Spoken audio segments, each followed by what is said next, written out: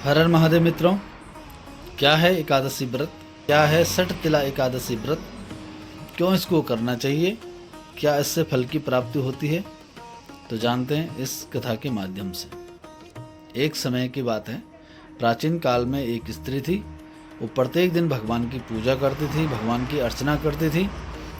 उनके घर में किसी प्रकार की कोई कमी नहीं थी। सोना चांदी से लेकर अन्न धन से लेकर सब प्रकार का उनके पास पर्याप्त था।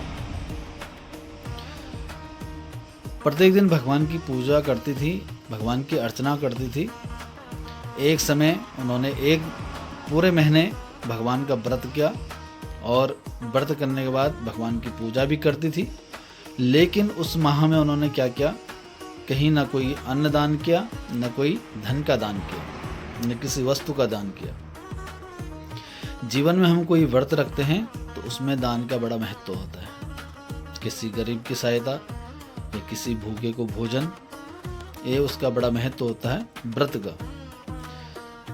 तो भगवान ने देखा कि इस स्त्री ने तो मेरा व्रत किया है, पर अंत समय जब इनका आएगा तो इनको कुछ भी, इसको स्वर्ग लोक में कुछ भी प्राप्त नहीं होगा। तो उन्होंने क्या किया, एक गरीब व्यक्ति का रूप धारण किया भगवान विष्णु ने और उनके पास गए।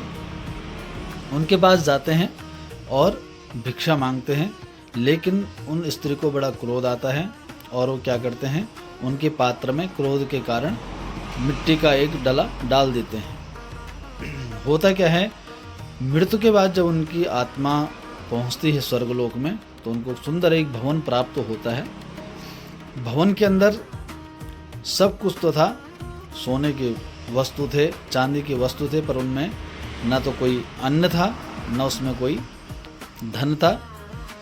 तो देखते हैं कि भाई वस्तु तो सब चीज़ें, पर जब इसमें अन्न नहीं है तो बिना अन्न के कैसे होगा। तो भगवान के पास जाती हैं, प्रभु मैंने आप श्रद्धा से आपकी पूजा करी, आपका व्रत किया, लेकिन मेरे साथ ऐसा क्यों? भाई मेरे को भवन मिला, सब चीज़ मिला, सब सुख सुविधाएं मेरे को मिली, पर उसमें मुझे कहीं भी अन्न प्राप्त नहीं हुआ।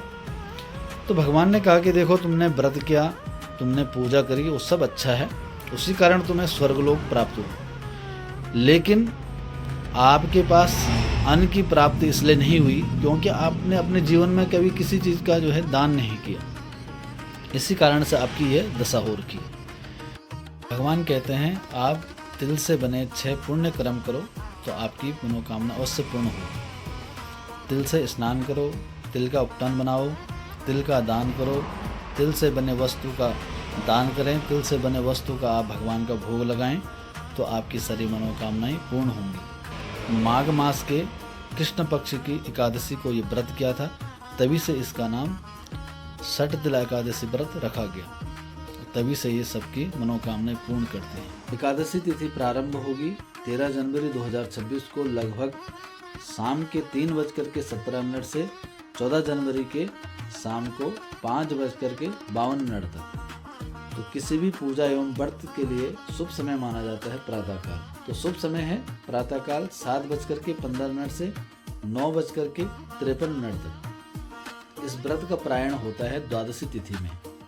तो द्वादशी तिथि हमारी 15 जनवरी को, तो इसका प्रायण होगा सुबह 7:15 से और 9:21 के बीच में।